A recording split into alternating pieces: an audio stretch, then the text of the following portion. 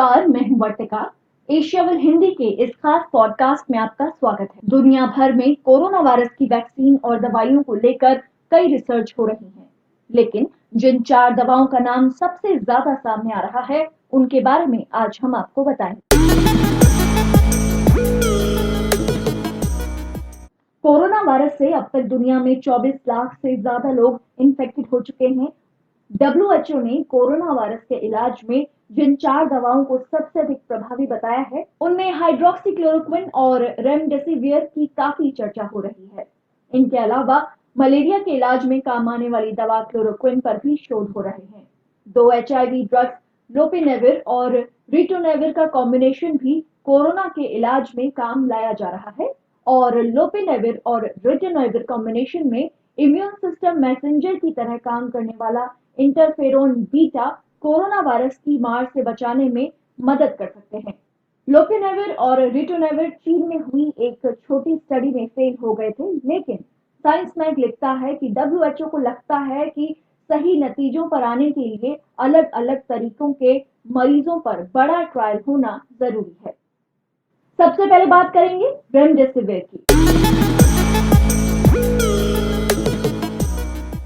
Remdesivir एक experimental antivirus compound है। Remdesivir को ओरिजिनली जिलीड साइंसेज ने इबोला और उस जैसे वायरस से लड़ने के लिए बनाया था। ये वायरल एंजाइम आरएनए पर डिपेंडेंट होता है और आरएनए पर काम कर वायरस को बढ़ने नहीं देता।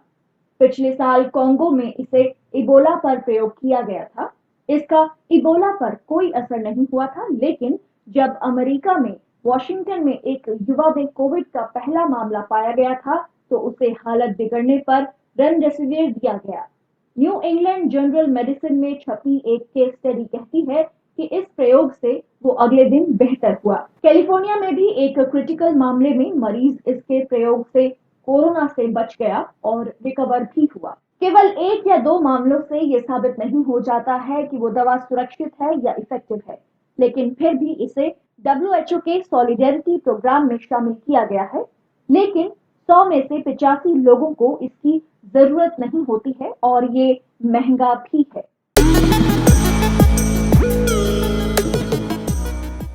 क्लोरोक्विन और हाइड्रोक्सीक्लोरोक्विन। अमेरिका के राष्ट्रपति डोनाल्ड ट्रंप इस इलाज को गेम चेंजर बता चुके हैं। इसके बाद अचानक से हाइड्रोक्सीक्लोरोक्विन की डिमांड बढ़ गई और इसके प्रयोग से एक दंपति की हालत नाजुक होने का भी मामला सामने आया। साइंस मैग लिखता है कि पहले डब्ल्यूएचओ के साइंटिस्ट के पैनल ने इसे ट्रायल से बाहर रखने का विचार किया था, लेकिन फिर जिनेवा में 13 मार्च को एक मीटिंग हुई और उनका मन बदल गया। कारण बताया गया कि इस ड्रग ने या इस दवाई ने कई देशों का ध्यान खींचा है और फिर से इसे ट्रायल में शामिल कर लिया गया। कोरोना वायरस पर क्लोरोक्विन और हाइड्रोक्सीक्लोरोक्विन को लेकर बहुत कम डेटा है, लेकिन कहा जाता है कि ये सेल के साथ एक सुरक्षा कवच जैसा बना लेता है, जिससे वायरस सेल में एंटर नहीं कर पाता। लेकिन क्लोरोक्विन सार्स-कोव-2 के साथ बहुत अधिक कारगर साबित नहीं हुआ है और इसकी जो डोज कोरोना वायरस से बचाव के लिए चाहिए होंगी, वो बहुत ज्यादा है और उनसे सीरियस टॉक्सिसिटीज भी हो सकती हैं। यूनिवर्सिटी ऑफ गीजन में पल्मोनरी इन्फेक्शन की एक्सपर्ट सुजन हेरल्ड कहती हैं कि क्लोरोक्विन को रिसर्चर्स ने कई वायरसेस पर पहले टेस्ट किया है, लेकिन ये इंसानों में कारगर नहीं है। साथ ही कोरोना वायरस में इसकी बहुत अधिक डोज चाहिए होंगी। चीन के एक रिसर्चर ने 100 से अधिक मरीजों पर क्लोरोक्विन का प्रयोग किया, लेकिन उसके डेटा को पब्लिश नहीं किया गया है। डब्ल्यूएचओ कहता है कि करीब 20 से अधिक कोविड स्टडीज पर हाइड्रोक्सीक्लोरोक्विन का प्रयोग किया गया, लेकिन उसके नतीजों का डेटा शेयर नहीं किया गया। सैन डिएगो में यूनिवर्सिटी ऑफ कैलिफोर्निया में इंफेक्शियस डिसीज के डॉक्टर डेविड स्मिथ ने भी कहा था कि हाइड्रोक्सीक्लोरोक्विन के कई तरह के साइड इफेक्ट भी होते हैं। रेयर केसेस में ये हार्ट पर भी असर डाल सकता है, क्योंकि कोविड-19 से गंभीर हालत में पहुंचे हार्ट कंडीशंस वाले मरीजों को पहले ही अधिक खतरा होता है, इसलिए ये चिंता की बात हो सकती है, लेकिन फिर भी हमें जांच की जरूरत है।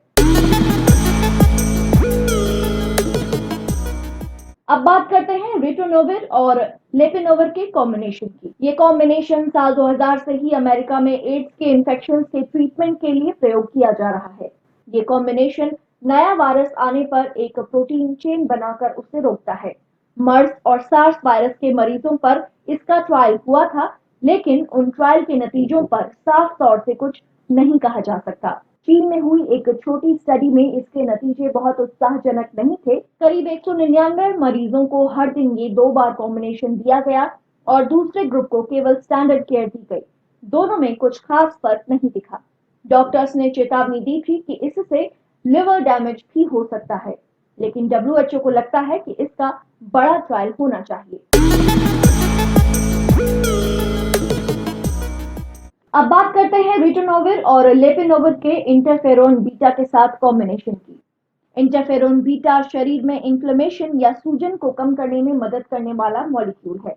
इस कॉम्बिनेशन का सऊदी अरेबिया में मर्स के मरीजों पर टेस्ट चल रहा है, लेकिन डॉक्टर्स का कहना है कि कोविड-19 के मरीजों पर इंटरफेरोन बीटा के इस्तेमाल के अपने खतरे हैं।